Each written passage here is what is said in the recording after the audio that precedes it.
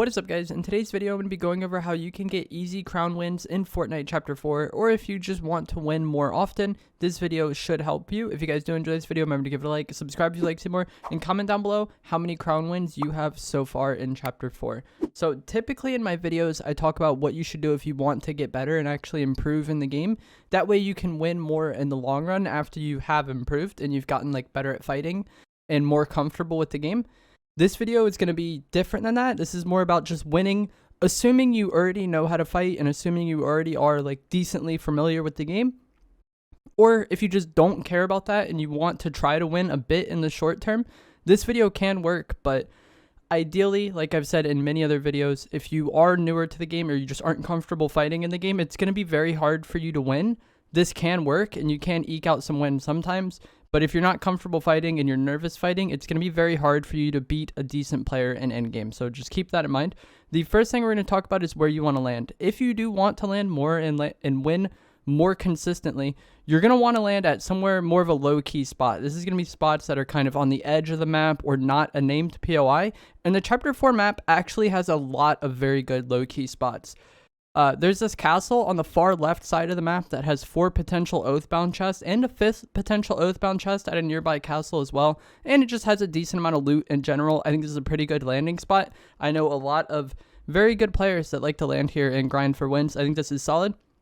And there's also this castle and village south of Faulty, and you kind of loot this, you go into the Cuddlehead, and then there's even these houses as a cul-de-sac that you can loot as well. There's a decent amount of loot here for something that's going to be pretty uncontested, and that's what you want to kind of go for if you do just want to win, because off-spawn fights are the most random and the most high variance, you know? You could get no shield and a machine pistol, and then you could end up fighting someone who got full shield and a red eye or a scar, and you have a mid-range fight versus them where you have no chance to play the game, or you get no shotgun and they get a shotgun. There's just a lot of variance in early game, so landing at spots where there isn't as much people likely landing there is definitely going to just have a huge increase in your chance to win, as well as just the way battle royales work. A lot of people die within the first zone. Oftentimes it would be surprising if there's more than 40 people in first zone. That would be pretty stacked for pubs.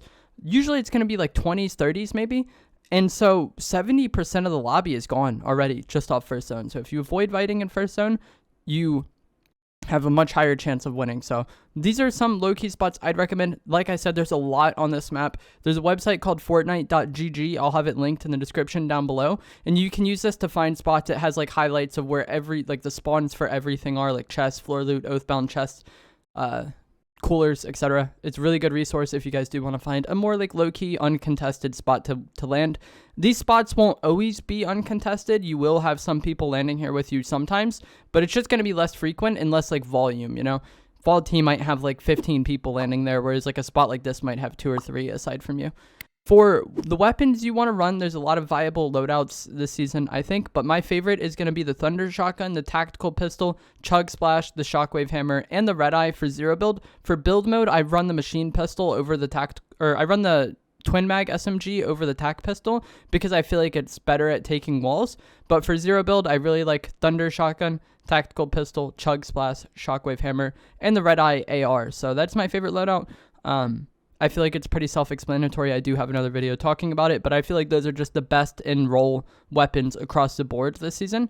For the augments that I think are very high tier, I'm going to say Forecast, although it has been nerfed. It now only shows you 3 zones in advance, so if you do get Forecast, I would recommend not confirming it until you're at least in second zone, because seeing where second zone is if you're in first zone really isn't that big of a deal, but once you already see where second zone is, you can pop Forecast, and then you'll see 3rd, 4th, and 5th from it. And most zero build games are going to end at 5th zone or around 5th zone anyway. So I would recommend not getting Forecast in the first zone. I think that's just a really big play to do now. If you get it, hold it until first zone, and you'll get a lot more benefit from it, I think.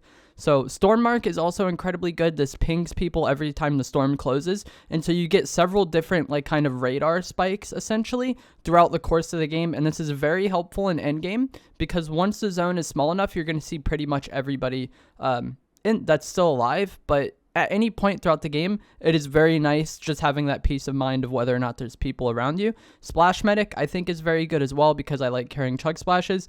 And then the last one is really up to you. I think Pistol Lamp, Light Fingers, Zero Chance, Danger Hero, Shotgun Siphon, and Bush Heal are all great. And it's not that you need these specific augments to win the game. It's just that those first three I listed, I feel like are the most impactful for winning or likely to have the largest impact on winning. So when I talked about the loadout you want, I said you want a Shockwave Hammer. If you've been playing in Chapter 4, I feel like we all know the Shockwave Hammer is insane. It's ridiculous, right? Mobility is very important this season. In games where I can't get a hammer, I will go for a Nimbus Cloud. Those aren't going to be in the game for very long. I think they get removed on the 14th. And then also, if I don't get a hammer, I don't mind using the Shockwave Bow until I do get a hammer. So if I'm at the point where I'm getting augments and I know I've searched the Oathbound chests on my loot path, I might roll for the Shockwave Bow, but typically I prefer the hammer. That is just kind of the trade-off. If I can't get a hammer, we roll augments for the Shockwave Bow or look for a capsule on the map and then hopefully get that. When it comes to like how you want to rotate around the map, you want to dead side rotate as much as possible. And this is going to be the far edges of zones. So I should have some like zones on screen now and then I'll like draw what dead side would be. But it's essentially the edges. And the spots where most of the zone isn't going to flow into.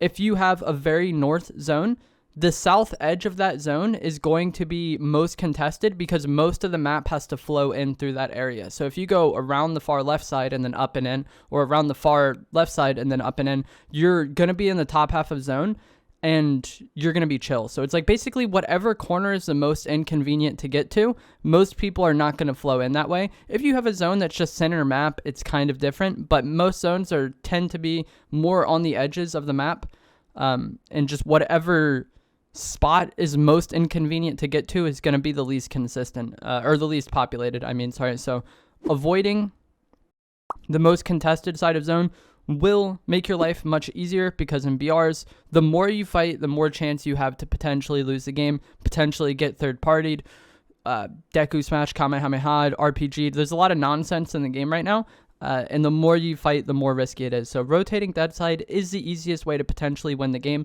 And I feel like where a lot of players go wrong in this playstyle, they understand like, okay, I want to dead side rotate, I want to play very passive.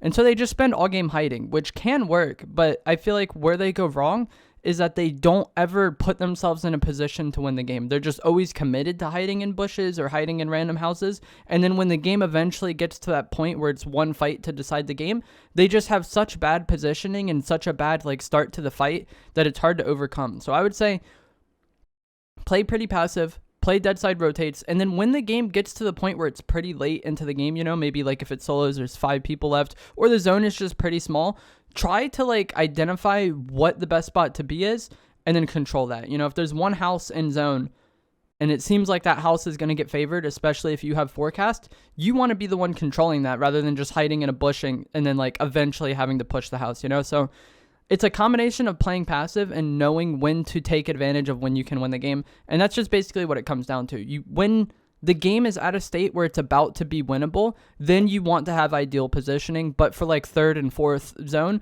it's not as important to fight for that ideal positioning because it doesn't really matter. So I hope that makes sense. You want to play passive, you want to avoid fighting, but if you're playing that too much and too late into the game, you're going to put yourself at a massive deficit in that last fight. So when it comes to endgame, late into the game, deep into the game, the circle's pretty small, or the circle's getting smaller, there's not as many people left on the map, that's when you want to try to take the ideal positioning or put yourself in a position to actually win the game.